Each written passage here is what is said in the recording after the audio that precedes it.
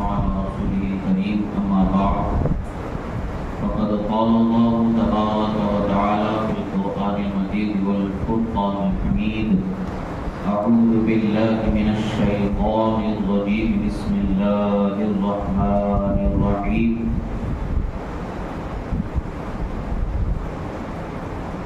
ومن يعظم شعائر الله فإنها من تقوى القلوب صدق الله مولانا العظيم وصدق رسوله النبي الأمين الكريم ونحن على ذلك لمن الشاهدين والشاكرين والحمد لله رب العالمين.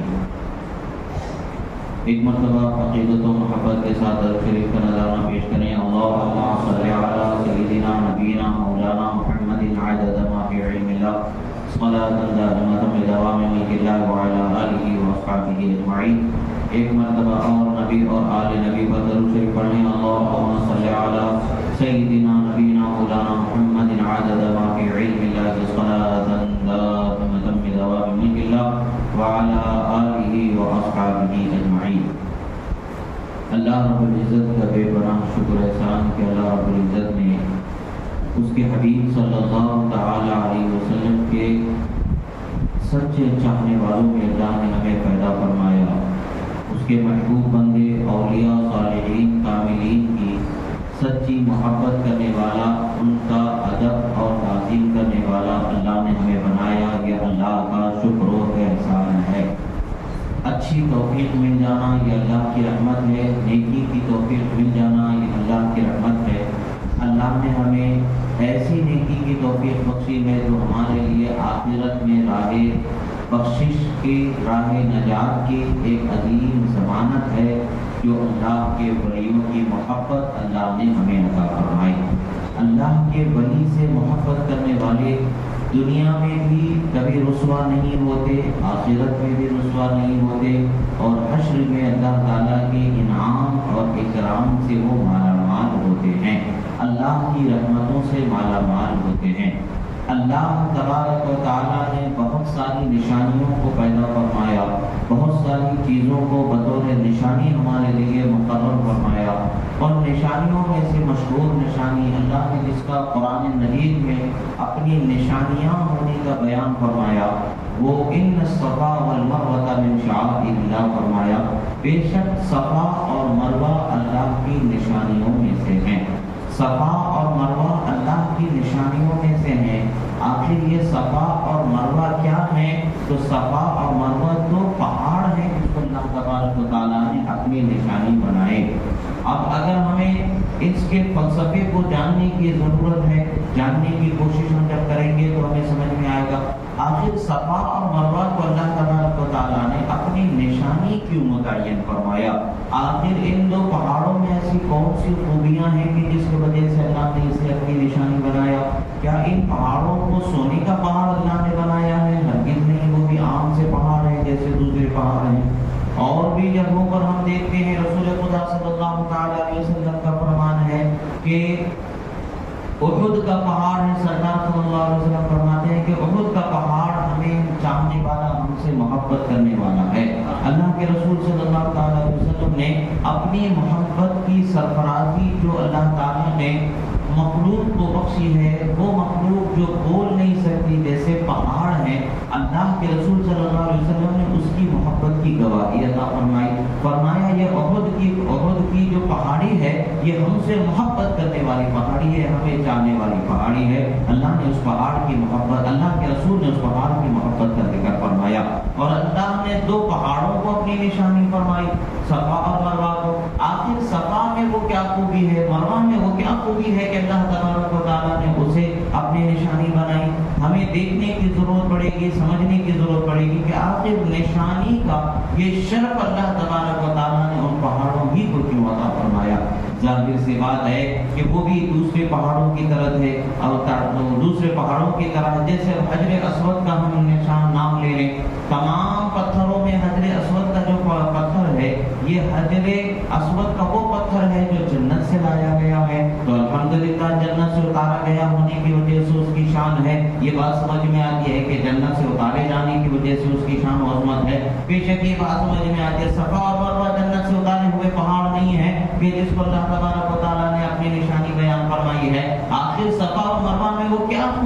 جو اللہ تبارک و تعالیٰ نے اپنی نشانی فرمائی ہے تو ظاہر سی بات ہے کہ عام سی سمجھ رکھنے والے، عام سی نظر رکھنے والے مخلوق کو اللہ تبارک و تعالیٰ نے جو ایک دوسرے پر فضیلت بخشی ہے، عظمت بخشی ہے، اس عظمت کو نہ سمجھنے والے لوگوں کی سمجھ میں کوئی بات سمجھ میں نہیں آئے گی۔ وہ یہی کہیں کہ اللہ نے کہہ دیا ہے بس سب کو ماننا ہے، تسلیم کرنا ہے۔ بے شک اللہ نے کہہ دیا ہے، ہمیں ماننا اور تسلیم کرنا ہے، یہ ہمارا دین کا، ایمان کا حصہ اور حق ہے، مگر اس چیز کے پیچھے اللہ تبارک و تعالیٰ نے ہمیں کیا درس عبرت دینا چاہا ہے، ہمیں کیا نصیحت دینی چاہیے ہے، اس کو بھی سمجھنے کی ضرورت ہوتی ہے۔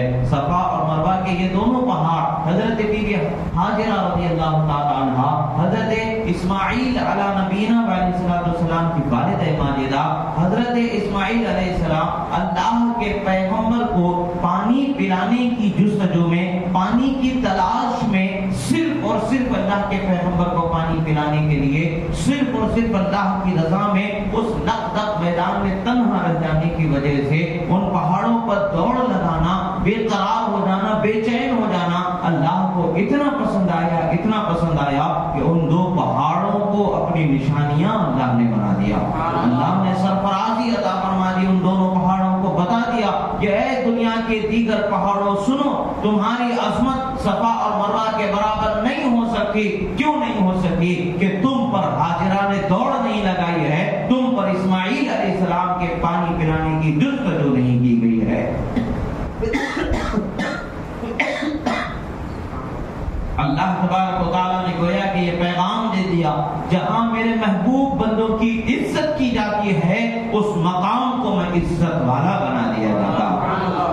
جہاں میرے محبوب بندوں کی ضرورت کو پوری کرنے کی کوشش عام مخلوق کرتے ہیں جو ان سے کم درجے کے ہیں، وہ ان کی خوشی میں، ان کی دل جوئی میں یا ان کی ضرورتوں کی تکمیل میں اپنی محبتوں کو، اپنی محنتوں کو قربان کرتے ہیں، وہ مقام اللہ کے نزدیک عظمت والا مقام ہو جاتا ہے۔ یہی وجہ ہے کہ حدیث قدسی ہے اور اللہ کے رسول صلی اللہ علیہ وسلم کی فرمان ہے، فرمان کی روشنی میں یہ بیان ظاہر ہوتا ہے کہ اللہ تبارک و تعالیٰ اس جگہ پر رحمتوں کو نازل فرما دیتا ہے جہاں اس کے نیک بندوں کا ذکر کیا جاتا ہے۔ ظاہر سی بات ہے رحمتوں کا نزول ہونا یہ تو قیامت تک کے لیے عام کر دیا گیا ہے، جہاں جہاں اللہ کے ولیوں کا ذکر ہوگا وہاں وہاں اللہ کی رحمتوں کا نزول ہوگا۔ اور اگر آج ہمارے گھروں میں برکت نہیں ہے تو ہمیں دیکھنے کی ضرورت ہے کہ آخر کیا وجہ ہے کہ ہمارے گھروں میں برکت نہیں ہو رہی ہے، رحمت کا نزول نہیں ہو رہا ہے۔ ہم قرآن کی تلاوت سے دور ہیں، نماز کی پابندیوں سے دور ہیں، اللہ کے رسول کے ذکر خیر سے دور ہیں، اللہ کے ولیوں کے ذکر خیر سے دور ہیں۔ ہمارے گھروں میں گانے بجانے چل رہے ہیں، ہمارے گھروں میں گناہوں کے آلات گھوم رہے ہیں اور گناہوں کو آسان کیے جانے والے راستے ہم ڈرامے دیکھ رہے ہیں، دین سے دور کرنے والے سینما وغیرہ اس طریقے کے جو لہو و لعب اور گناہ کے پرندے ہیں، سب کچھ گناہوں کا کچھا چٹا جسے کہا جاتا ہے، وہ دن رات ہماری نگاہوں کے سامنے ہے۔ ہم ایسی چیزوں کو دیکھ رہے ہیں جو ہمارے دلوں کے خوف خدا کو مٹا دینے والا ہے، آنکھوں کی حیا کو ختم کر دینے والا ہے۔ اور ان تمام چیزوں کو دیکھنے کے بعد بھی ہم یہ تصور کریں گے،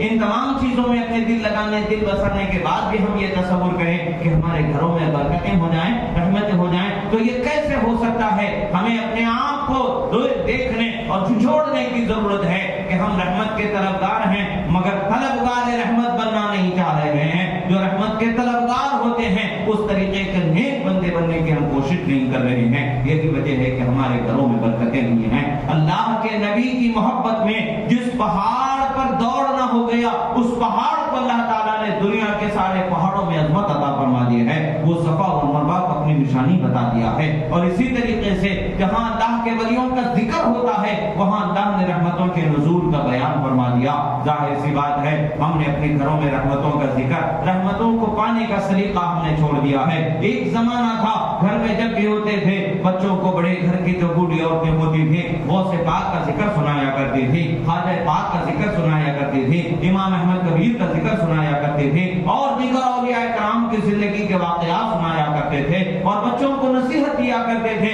بچوں سنو زندگی کے لیے اللہ کی رضا کے لیے کیسے خواہشوں کو چھوڑ دیا جاتا ہے، اللہ کی رضا کے لیے کیسے عبادت کی پابندی کی جاتی ہے، اللہ کی رضا کے لیے کیسے حلال و حرام کا خیال رکھا جاتا ہے۔ یہ نصیحتیں بچوں کو جب دی جاتی تھی، جب بچے باہر نکلتے تو ان کے سامنے دولت کی کوئی وقت نہیں رہتی تھی سوائے اللہ کی رحمت کی جستجو اور اللہ کی رحمت کے طرفدار بننے کے۔ انہیں نمازوں کے وقت پر نمازیں یاد آ جاتی تھی، انہیں دولت کے حاصل کرنے کے وقت حلال و حرام کا خیال آ جاتا تھا، حرام چیز سے وہ دور ہو جاتے تھے، حلال چیز کو بسد شوق اگرچہ ایک دانہ ہی کیوں نہ ہو بسد احترام وہ اپنے گھر لے جاتے تھے، اور گھر کی خواتین وہ حلال ایک دانے کی بڑی قدر کرتے تھے اور اس کی عزت کرتے تھے، کمی پر رونا نہیں روتے تھے، اللہ کے بارگاہ سے حلال مل جانے پر شکر گزار ہو جایا کرتے تھے۔ یہ نعمتیں ہمارے گھروں میں تھیں، چین و سکون کی زندگی ہمارے گھروں میں گزر ہو رہے تھے، مگر آج ہم نے ان تمام نعمتوں کو چھوڑ دیا ہے، شکر الہی کو چھوڑ دیا ہے، اللہ کی رحمت میں طاعت، اللہ کی رحمت کے طرفدار بن کر کے زندگی گزارنے کو ہم نے چھوڑ دیا ہے۔ ہم نے ڈرامے دیکھنے کو اپنا ایک شعار بنا لیا ہے، اور جب آپس میں بیٹھ کر کے گفتگو کی جاتی ہے تو فلاں ڈرامے میں فلاں ڈرامے کا جو مین کردار ہے اس نے کیا کیا ہے، وہ کیا ہوا ہے، وہ کیسا ہوا، یہ ساری ہماری زندگی ہے۔ کیا ہم نے کبھی یہ سوچا کہ ہم آپس میں بیٹھ کر کے آپس میں ایک دوسرے کے ساتھ یہ خیال کریں، گھر کی خواتین کا بھی یہ ذمہ ہے، گھر کی خواتین کا بھی یہ خیال ہونا چاہیے، آپس میں بیٹھ کر کے ایک دوسرے کے گھروں کے عیبوں کو ڈسکس میں لانے کی بجائے ایک دوسرے کے گھر کی خوبی کا وہ ذکر کریں اور اللہ کی بارگاہ میں شکر گزار ہو جائیں، اور ایک دوسرے کے گھروں میں جو عبادت سے غفلت ہو رہی ہے اس غفلت سے دوری کے اسباب پر غور و فکر کریں، اس غفلت سے دوری کے اسباب اور اس کے اختیار کرنے پر ایک دوسرے کے معاون و مددگار ہو جائیں۔ اللہ تبارک و تعالیٰ نے تو قرآن مجید میں فرمایا تعاونوا علی البر والتقوی ولا تعاونوا علی الاثم والعدوان، اللہ نے فرمایا نیکی پر، پرہیزگاری پر ایک دوسرے کے مددگار ہو جاؤ، گناہ پر ایک دوسرے کی مدد نہ کرو۔ مگر افسوس کی بات ہے آج ہمارے ماحول کے اندر ایک مزاج بنتا چلا جا رہا ہے، خوف خدا کو ہم نے بھلا دیا ہے، موت ہم جانتے ہیں کہ اٹل حقیقت ہے، مگر نہ جانے کون سی ایسی چیز نے ہمیں اس سے غافل کر رکھا ہے۔ موت کبھی بھی آ سکتی ہے، ہم میں کا ہر انسان جانتا ہے، جب ہر ایک انسان اتنا ہی جانتا ہے کہ جتنا وہ اپنے آپ کو زندہ ہونا جانتا ہے، ایسے ہی موت کا یقیناً اس کے سامنے ہونا اسے یقین ہے، مگر پھر بھی آگے کی زندگی کی پلاننگ میں اپنی زندگی کو گزارتا چلا جاتا ہے، اور اس زندگی کے اندر وہ اس حقیقت سے اپنے آپ کو دور کرتا چلا جا رہا ہے جس سے ایک نہ ایک دن اس کا سامنا ضرور ہونا ہے، اور پھر قبر کی تنگ کوٹڑی میں اسے گزرنا ہے، سوال و جواب، منکر نکیر کے سوال و جواب میں گزرنا ہے، اور جنتی بچھونا، جہنمی گڈھا، ان دونوں میں سے کسی ایک سے اس کا سامنا ہونا ہے، اور پھر حشر کا میدان ہمارے سامنے ہے، اور قیامت کا دن 50,000 سال کا ہمارے سامنے دن ہوگا، اور رب ذوالجلال کا قہر و غضب کا سامنا ہوگا، بڑے بڑے درجے کے اولو العزم ہستیاں رب ذوالجلال کی بارگاہ میں زبان ہلانے کے لیے پریشان و حیران نظر آئیں گے، سوائے رحمت عالم نور مجسم احمد مصطفیٰ محمد مصطفیٰ صلی اللہ تعالی علیہ وسلم کی ذات کے، کہ اللہ نے انہیں وہ مقام و منصب عطا فرمایا ہے، وہی ہماری شفاعت کرنے والے ہیں۔ ہمیں یہ ساری چیزوں کا یقین ہے، ہم جانتے ہیں، مگر دنیا میں ہم غافل زندگی گزار رہے ہیں۔ اللہ کے ولیوں کی زندگی کو ہمیں حاصل، اللہ کے ولیوں کی زندگی سے کیا کرنا ہے، یہی کہ دنیا ہمیں چھوڑنا ہے، آخرت کی زندگی کے ہمیں تیاری کرنا ہے اور آخرت کی فکر کرنا ہے۔ یہ نصیحت اللہ کے ولیوں سے ہمیں ملتی ہے۔ اللہ کی زندگی، اللہ کے ولیوں کی ہم زندگی کو دیکھتے ہیں، اللہ رب العزت نے جو انہیں اپنی رحمت سے دی ہوئی زندگی جو بخشی ہے، اس زندگی کو جب ہم دیکھتے ہیں اللہ کے ولیوں کی زندگی کو، تو ہمیں سمجھ میں آ جائے گا کہ اللہ تبارک و تعالیٰ کی رحمت ہمیں کس قدر ہمیں میسر آ سکتی ہے۔ اللہ تبارک و تعالیٰ نے ہمیں جو رحمت کی زندگی اس کے ولیوں کی زندگی کی روشنی میں بخشی ہے، اسے ہمیں اپنانے میں کتنی بڑی سہولت ہو سکتی ہے، مگر افسوس کی بات ہے کہ ہم زندگی گزارنا تو چاہتے ہیں مگر اپنی مرضی کے مطابق زندگی گزارنا چاہتے ہیں۔ آج ہم دیکھیں کہ دنیا میں موت کتنی سستی بک رہی ہے، کون کس وقت موت کے دہانے پر پہنچ جائے یہ کسی کو پتہ نہیں ہے۔ نہ وہ دودھ پیتا بچہ موت کے لیے دور ہے، نہ ماں کی گود میں رہا بچہ موت سے دور ہے، نہ ماں کی کوکھ میں پلنے والا بچہ موت سے دور ہے، نہ بڑا قدر جوان ہو کر کے وہ موت سے دور ہے۔ موت بڑی سستی آج دنیا میں پھیل چکی ہے، اس قدر موت کا بازار گرم ہے کہ دنیا میں کب اور کہاں کس وقت پر کیسے موت کے سائے منڈائیں گے اندازہ ہی نہیں لگایا جا سکتا۔ باوجود اس کے پھر بھی ہم آج بھی سمجھ نہیں پا رہے ہیں، ہمارے نگاہوں کے سامنے ہزاروں لاشیں اٹھائے جا رہے ہیں مگر ہم سمجھ نہیں پا رہے ہیں۔ اللہ تبارک و تعالیٰ نے ہماری عبرت کے لیے ساری نشانیوں کو رکھا ہے۔ عزیزو، اللہ کی نشانیوں کی تعظیم کرنا، اللہ کے نشانیوں کا ادب و احترام کرنا اور آخرت کی فکر کرنا، موت کی تیاری کرنا، کی ذمہ داری ہے، مگر افسوس کی بات ہے کہ ہم موت نہیں دنیا کی زندگی کی تیاری کر رہے ہیں، دنیا میں زندگی جینا ہم چاہ رہے ہیں، زندگی اتنی ہی جی سکتے ہیں جتنی رب تعالیٰ نے ہمارے لیے رکھی ہے۔ ہاں ہماری زندگی کامیاب کب ہوگی؟ جب ہم اللہ کے احکام پر زندگی گزارنے والے ہو جائیں۔ اللہ کے احکام پر زندگی گزارنے کا سلیقہ ہمیں ملے گا تو کیسے ملے گا؟ اللہ کے ولیوں کی زندگی سے ہمیں ملے گا، اللہ کے ولیوں کی محبت سے ہمیں ملے گا، اللہ کے ولیوں کے اپنے نزدیکی، اللہ کے ولیوں سے نزدیکی بنانے پر اللہ تبارک و تعالیٰ ہمیں وہ نعمت عطا فرمائے گا۔ اس لیے کہ اللہ کے ولی کا یقین ایسا عظیم یقین ہوتا ہے، اس یقین کا ایک قطرہ بھی ہمیں مل جائے تو ہمارا بھی شمار اس کے نیک بندوں میں ہو جائے۔ عزیزو، اللہ کے ولیوں کی صحبت اختیار کرنے کو اللہ نے حکم فرمایا ہے، یا ایھا الذین آمنوا اتقوا اللہ وکونوا مع الصادقین، اے ایمان والو اللہ سے ڈرو اور اللہ کے سچے نیک بندے اس کے ولیوں کے ساتھ ہو جاؤ۔ یہ اللہ تبارک و تعالیٰ کا اعلان ہے، مگر افسوس کہ ہم دنیا کے ساتھ ہو چکے ہیں، دنیا کی دولت کے ساتھ ہم ہو چکے ہیں، حلال و حرام کی تمیز کو ہم نے چھوڑ دیا ہے۔ جو بے تمیز زندگی گزارتے ہیں ان کی زندگی ہمیں بھلی لگتی ہے، جو حلال و حرام کا خیال کر کے زندگی گزارتے ہیں وہ ہمارے لیے بڑی تنگ زندگی نظر آتی ہے۔ یاد رکھیں، دنیا کی تنگی ہمیں کوئی فرق نہیں دینے والی ہے، قبر کی تنگی ہمیں فرق دینے والی ہے۔ حشر میں خدا کی رحمت سے اگر ہمیں تنگ کر دیا جائے، وہ تنگی ہمیں میسر آ جائے تو پھر ہمارا نقصان ہونے والا ہے۔ حشر میں خدا کی رحمت کے وسعت سے ہمارا سامنا ہونا ہے، قبر میں خدا کی رحمت کی وسعت سے ہمارا سامنا ہونا ہے، اور جنت میں خدا کی رحمت کی وسعت سے ہمارا سامنا ہونا ہے۔ اس وسعت کی طرف اگر ہمیں توجہ کرنی ہے، اس وسعت کا اگر ہمیں حصول کرنا ہے تو دنیا کی تنگی سے ہمیں کبھی ملال نہیں ہونا ہے، دنیا کی زندگی میں آسودہ نہیں ہونا ہے۔ حلال مل جائے خدا کا شکر ادا کرنا ہے، حلال پر راضی رہنا ہے اور حلال کے حاصل کرنے پر جستجو کرنا ہے۔ حرام کتنا ہی آسان تر ہمیں مل جائے حرام سے دور ہو جانا چاہیے، حرام کتنا ہی زیادہ ہمیں مل جائے اس سے دور ہو جانا چاہیے۔ حرام کی آسائش سے ہمیں کوئی فائدہ نہیں سوائے گناہ کے بڑھنے کے، سوائے حساب و کتاب کے بڑھنے کے، سوائے عذاب کے مستحق ہونے کے، ہمیں کوئی اس سے فائدہ نہیں پہنچے گا۔ ہمیں فائدہ ملنا ہے، غریبی بھی فائدہ دینے والی ہے۔ خدا کا شکر گزار بندہ اگر غریب ہو جائے تو اسے وہ غریبی فائدہ دینے والی ہے۔ حلال روزی جتنی مل جائے اس پر خدا کا شکر ادا کر کے گزارنے والا ہے، اللہ تعالیٰ اسی میں اس کو برکت عطا فرمانے والا ہے۔ آپ اور ہم دیکھتے ہیں دنیا میں کروڑوں کمانے والے بھی بے چین زندگی گزار رہے ہیں، ان کی زندگی میں بھی کوئی خاص بدلاؤ نہیں آ رہا ہے، ان کے ہاتھ، ناک، جسم، کان، آنکھ، ناک، پیر سونے چاندی کے ہیرے جواہرات کے نہیں ہو گئے ہیں۔ دولت کے آنے سے وہ بھی انسان گوشت کا ہی ہے، وہ بھی انسان موت کے دروازے سے گزرنا ہے، ہم بھی موت کے دروازے سے گزرنا ہے۔ تو پھر وہ دولت ہمیں کس کام کی ہے؟ جو خدا کی رحمت سے دور کرنے والی ہے۔ دولت وہ ہونی چاہیے جو خدا کی رحمت کے قریب کر دینے والی ہے۔ جیسی دولت اللہ نے حضرت عثمان غنی کو بخشی تھی، وہ دولت کیسی تھی؟ انہوں نے کل کا کل مال رسول اللہ کے دامن میں، رسول اللہ کے قدموں میں لٹا دیا اور اللہ کے رسول نے انہیں مشدہ سنا دیا، اے عثمان جو چاہو کرو، کل تم سے سوال نہیں ہونے والا ہے، خدا نے تمہیں اپنی رحمت کی وسعت عطا فرما دی ہے۔ یہ رسول اللہ کی بارگاہ سے ملنے والا انعام ہے۔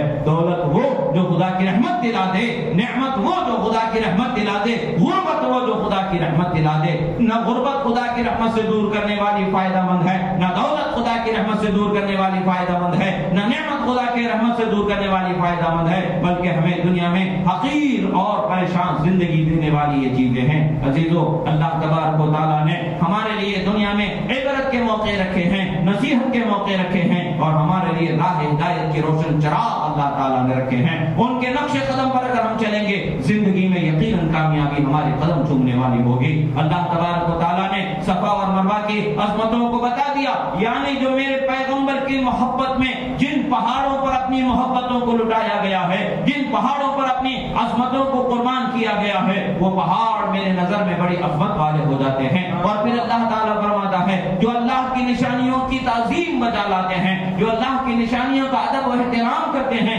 اللہ تعالیٰ فرماتا ہے وہ پاکیزہ دل والے لوگ ہوتے ہیں، وہ تقوی والے لوگ ہوتے ہیں، وہ اللہ کے نیک بندے ہوتے ہیں۔ اور الحمدللہ پہاڑ صفا اور مروہ جب اللہ کی کے نشانی ہو سکتے ہیں، تو وہ ولی جس کے ذکر پر اللہ کی رحمت نازل ہوتی ہے وہ اللہ کی نشانی کیسے نہیں ہو سکتا ہے؟ یقیناً صفا و مروہ بھی اللہ کی نشانیاں ہیں، ایسے ہی حضرت بی بی ہاجرہ بھی اللہ کی نشانی ہے، حضرت اسماعیل علیہ السلام بھی اللہ کی نشانی ہے، کعبۃ اللہ بھی اللہ کی نشانی ہے، مدینہ النبی روضہ منورہ بھی اللہ کی نشانی ہے، ذات مصطفیٰ بھی اللہ کی نشانی ہے، اولیاء صالحین کی ذوات مبارکہ بھی اللہ کی نشانیاں ہیں۔ جو ان کی ادب اور ان کی تعظیم بجا لائے گا وہ اللہ کی بارگاہ میں رحمت کا حقدار ہو جائے گا، پاکیزہ دل والا ہوگا، صاف ستھرے دل والا ہوگا، تقوی والا ہوگا، اللہ کی رحمت کا حقدار بنا دیا جائے گا۔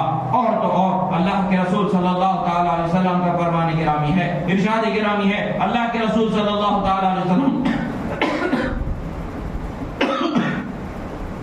اللہ کے رسول صلی اللہ تعالی علیہ وسلم ارشاد فرماتے ہیں، ابو داؤد کی یہ حدیث مبارکہ ہے، اللہ کے رسول صلی اللہ علیہ وسلم ارشاد فرماتے ہیں، ان من اجلال اللہ اکرام ذی الشیبہ، فرماتے ہیں اکرام ذی الشیبہ المسلم، فرماتے ہیں اللہ کی تعظیم کرنے کی جو علامتیں ہیں، اللہ کی تعظیم ہی جس کو کہا قرار دیا جاتا ہے۔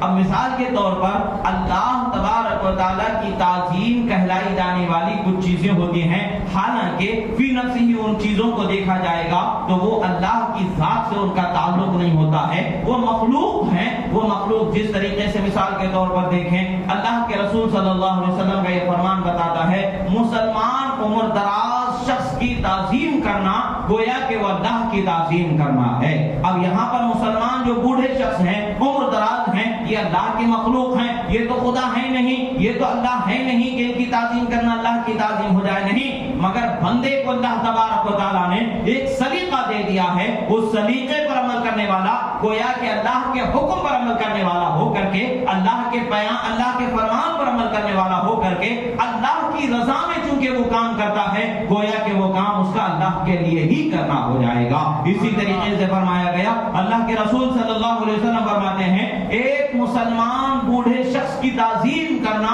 یہ اللہ کی تعظیم کرنے جیسا ہے۔ اور پھر فرمایا حافظ قرآن کی تعظیم کرنا یہ اللہ کی تعظیم کرنے جیسا ہے، اور انصاف کرنے والے بادشاہ کی تعظیم کرنا یہ اللہ کی تعظیم کرنے جیسا ہے۔ اللہ کے رسول صلی اللہ علیہ وسلم کا یہ فرمان ہمیں بتاتا ہے کہ تعظیم ہم اولیاء اللہ کی کرتے ہیں تو بہت ساری وہ جماعتیں آج پیدا ہو چکی ہیں جن کی عمر 100-200 سال سے زیادہ نظر نہیں آتی ہے۔ وہ جماعتیں یہ کہتی ہیں کہ اللہ کے سوا کسی کی تعظیم نہیں کی جا سکتی ہے، جو اللہ کے علاوہ کسی اور کی تعظیم کرتا ہے وہ شرک کرنے والا ہو جاتا ہے، معاذ اللہ، اسلام سے نکل جانے والا ہوتا ہے، معاذ اللہ۔ تو ان کے عقلوں کو وہ اپنے آپ پر عقلوں کا ماتم کرنے کی ضرورت ہے۔ یہ حدیث جو صحاح ستہ کی حدیث ہے ہمیں بتا رہی ہے کہ بوڑھے مسلمان کی تعظیم کرنا گویا کہ اللہ کی تعظیم کرنا ہے۔ تو یہ حدیث کو کہاں رکھیں گے؟ اگر اللہ کے علاوہ کسی اور کی تعظیم کرنا شرک ہوگا تو وہ یہ پھر تعظیم بھی شرک ہو جائے گی۔ پتہ چلتا ہے خدا جان کر کے جس کی تعظیم کی جائے گی وہ شرک ہوگی، خدا کے لیے، خدا کی رضا کے لیے جس کی تعظیم کی جائے گی وہ خدا کی بارگاہ میں تعظیم گویا کہ خدا کی تعظیم کرنی ہو جائے گی اور اللہ کی رحمت کا حقدار بننے والا سبب بن جائے گا۔ جس طریقے سے بزرگ عمر دراز بوڑھے شخص کا ادب و احترام کرنا، تعظیم کرنا یہ اللہ کے تعظیم کرنے جیسا ہے، حافظ قرآن کی تعظیم کرنا یہ اللہ کی تعظیم کرنے جیسا ہے، انصاف پسند بادشاہ، انصاف کرنے والے بادشاہ کی تعظیم کرنا یہ اللہ کی تعظیم کرنے جیسا ہے۔ عزیزو، جب ایک بوڑھے شخص کی تعظیم کرنا شرک نہیں ہے، ایک حافظ قرآن کی تعظیم کرنا شرک نہیں ہے، ایک انصاف کرنے والے بادشاہ کی تعظیم کرنا شرک نہیں ہے، تو ایک اللہ کے ولی کی تعظیم کرنا شرک کیسے ہو سکتا ہے؟ ایک اللہ کے نبی کی تعظیم کرنا شرک کیسے ہوتا ہے؟ یہ انصاف کرنا بادشاہ کو کس سے ملا؟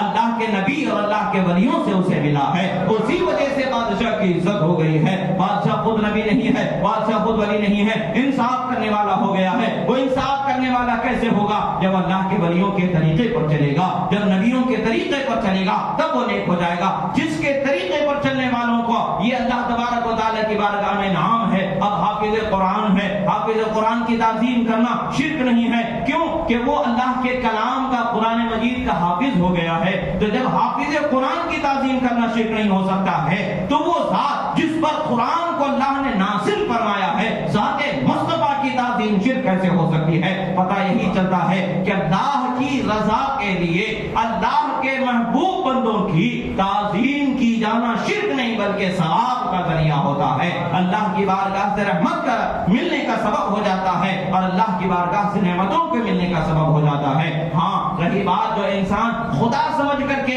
خدا کے علاوہ کسی اور کی تعظیم کرے گا تو وہ شرک ہوگا، وہ اسلام سے باہر کرنے والا ہوگا۔ الحمدللہ ہر کلمہ پڑھنے والا جو لا الہ الا اللہ محمد رسول اللہ کہنے والا ہے وہ نبی کی تعظیم کرتا ہے، خدا سمجھ کر کے نہیں کرتا ہے، خدا کے برابر جان کر کے نہیں کرتا ہے، بلکہ خدا کا نبی ہونے کی وجہ سے کرتا ہے۔ وہ ولی کی تعظیم کرتا ہے، خدا سمجھ کر کے نہیں کرتا ہے، خدا کے برابر جان کر کے نہیں کرتا ہے، بلکہ خدا کا محبوب بندہ ولی ہونے کی وجہ سے کرتا ہے۔ تو پتہ چل گیا کہ اللہ نے اہل اسلام کو یہ فرق پیدائشی عطا فرمایا ہے کہ وہ خدا اور مخلوق میں فرق کرنے والے ہوتے ہیں۔ ہم ولیوں سے محبت کرتے ہیں، ولی سمجھ کر کے کرتے ہیں، خدا سمجھ کر کے نہیں کرتے ہیں۔ ولیوں کی تعظیم کرتے ہیں، ولی سمجھ کر کے کرتے ہیں، خدا نہیں سمجھتے ہیں۔ ولی کیا ہے؟ خدا کے محبوب بندوں کو ولی کہا جاتا ہے، خدا کے برگزیدہ بندوں کو ولی کہا جاتا ہے، خدا کے پسندیدہ بندوں کو ولی کہا جاتا ہے۔ جب وہ خدا کے پسندیدہ ہوئے تبھی ان کی تعظیم ہو رہی ہے،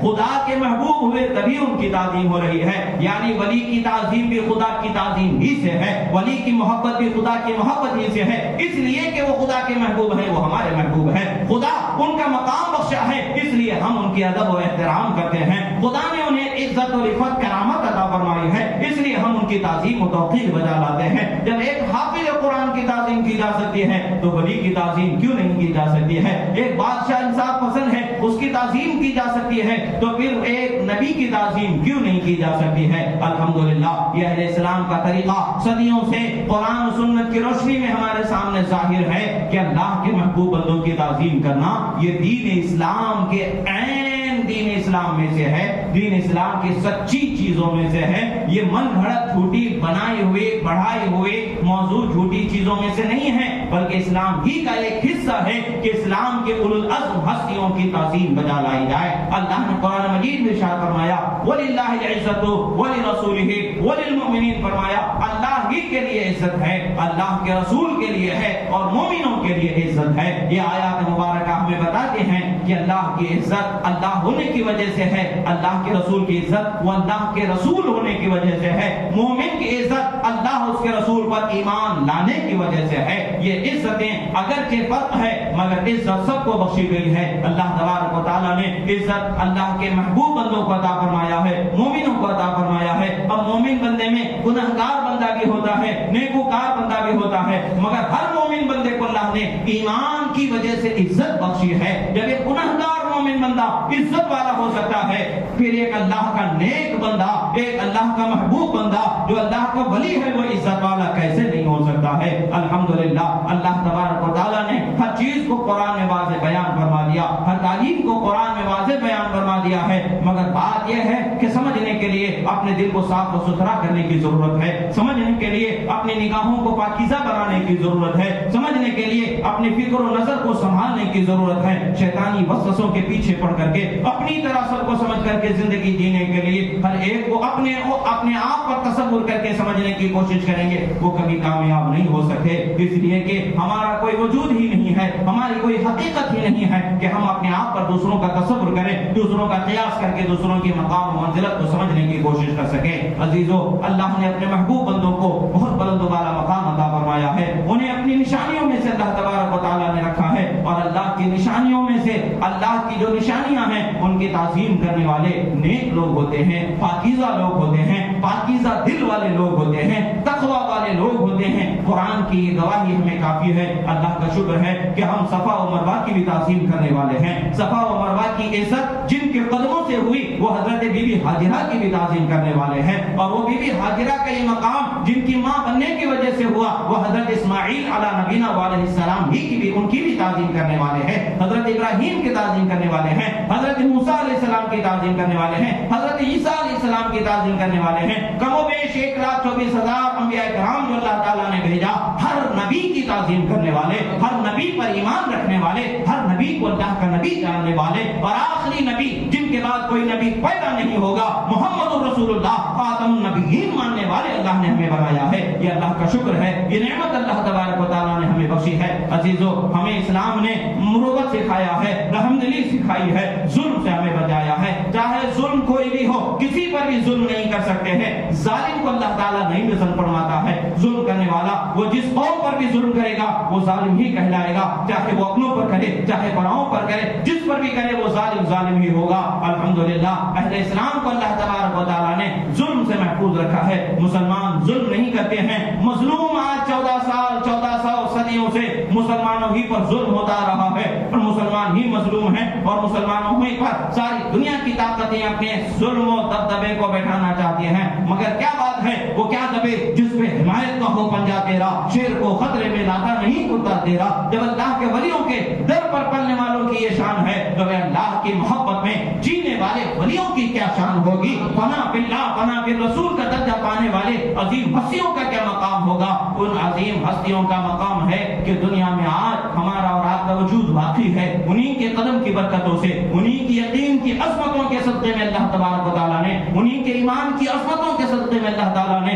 ہمیں اور آپ کو ایمان والا بنایا ہے. اس ایمان کی حفاظت کرنا ہمارا اور آپ کا ذمہ ہے. ایمان کے حفاظت پر قائم رہیں, اپنے اخلاق و کردار کو سنواریں, اور اپنے ایمان و عقیدے کی سلامتی کے ساتھ ساتھ اخلاق و کردار کی سلامتی پر بھی توجہ دیں. شراب, زنا, چوری, یہ جس طریقے کے گناہ ہمارے معاشرے میں عام ہوتے جا رہے ہیں, اس پر ہمیں روک لگانے کی ضرورت ہے. اس پر خود ہی توجہ کر کے اپنے قریبی رشتہ داری سے اپنے بیٹے وغیرہ جس کا بھی آپ ذمہ دار اللہ نے آپ کو بنایا ہے, اس ذمہ داری کو پورا کرتے ہوئے ان کے اخلاق و کردار کے پاکیزگی کے لیے, صفائی کے لیے, گناہوں سے بچنے کے لیے راہوں کو ہموار کرنا آپ کے لیے ضروری ہے. اگر ماں باپ کے گھروں میں بچے جوان ہو چکے ہیں, شادی کے لائق ہیں, ان کی شادیوں کا اہتمام کیا جانا چاہیے تاکہ وہ گناہ کے راستے سے بچ سکیں. اسی طریقے سے بچوں کے بزنس وغیرہ اور ان کی زندگی کے جو راستے ہیں اس میں جتنا اللہ نے آپ کو موقع بخشا ہے, جتنی طاقت بخشی ہے, اس کے لحاظ سے انہیں ایک پاکیزہ راستہ, ایک پاکیزہ سلیقہ, ایک پاکیزہ اخلاق کا ذمہ دار بنانا ہے, اور ان کی خوبیوں سے انہیں سنوارنا ہے, اور انہیں زندگی گزارنے کا, اگلی دنیا میں آگے کی زندگی گزارنے کے لیے انہیں ایک نیا نمونہ, نیا طریقہ, نیا سلیقہ جو خدا و رسول کے فرمودات کی روشنی میں آپ کے لیے سہولت بخش ہے, ان کے لیے آسان ہے, ان چیزوں کو انہیں دینے کی ضرورت ہے. ہمیں اپنے اندر بدلاؤ کی ضرورت ہے. جس دن بھی ہم اپنے آپ کو بدلنے کی کوشش کریں گے یقیناً اللہ کی رحمت ہمارے ساتھ ہو جائے گی, اور جس دن ہم اپنے آپ کو بدلنا نہیں چاہیں گے, ہزار نعمتیں, ہزار رحمتیں ہو کر کے کہ ہمیں کچھ نہیں ملنے والا ہے. اس لیے کہ اللہ نے ہمارے لیے قرآن میں ارشاد فرما دیا ہے, اللہ اس قوم کے حالت کو اس وقت تک نہیں بدلتا جب تک کہ وہ قوم خود اپنی حالت کو بدلنا نہیں چاہتی ہے. تو ہمیں اپنے آپ کو بدلنے کی چاہت لے کر کے آگے بڑھنا ہے. خدا راستے ہموار فرمانے والا ہے, رحمتوں کے دروازے کشادہ فرمانے والا ہے. اللہ تبارک و تعالیٰ سے دعا ہے جو کہا گیا سنا گیا, کہنے میں سننے میں جو غلطی ہوئی اللہ تعالیٰ اسے معاف فرمائے, اور جو حق و صحیح کہا گیا اللہ اسے قبول فرمائے, اور ہمارے لیے زندگی گزارنے میں اس کے ذریعے آسانیاں عطا فرمائے. پروردگار ہم گناہگار مولا ہمارے گناہوں کو معاف فرما, ہم خطاکار مولا ہمارے خطاؤں کو معاف فرما, ہم پریشان حال مولا ہماری پریشانیوں سے ہمیں نجات عطا فرما. پروردگار جہاں کہیں بھی دنیا میں مسلمانوں پر ظلم ہو رہا ہے مولا ظالموں کو نیست و نابود فرما, مظلوم مسلمانوں کی مدد فرما, بیواؤں یتیموں بے سہاروں کے لیے سہارے و اسباب مہیا فرما. پروردگار عالم اسلام میں امن امان سلامتی عطا فرما. پروردگار ظالم حکومتوں کو نیست و نابود فرما, مظلوم مسلمانوں کی مدد فرما. شہداء کی شہادت کو قبول فرما, ان شہداء کی ماؤں اور بچوں اور ان کے گھر والوں کو صبر و سکون و استقامت عطا فرما. پروردگار اہل اسلام کا بول بالا فرما, کفر کا منہ کالا فرما. اقول قولی هذا استغفر الله لي ولكم ولسائر المؤمنين. اقول قولی هذا استغفر الله لي ولكم ولسائر المؤمنين وما علينا الا البلاغ المبين برحمتك يا ارحم الراحمين. الحمد لله رب العالمين.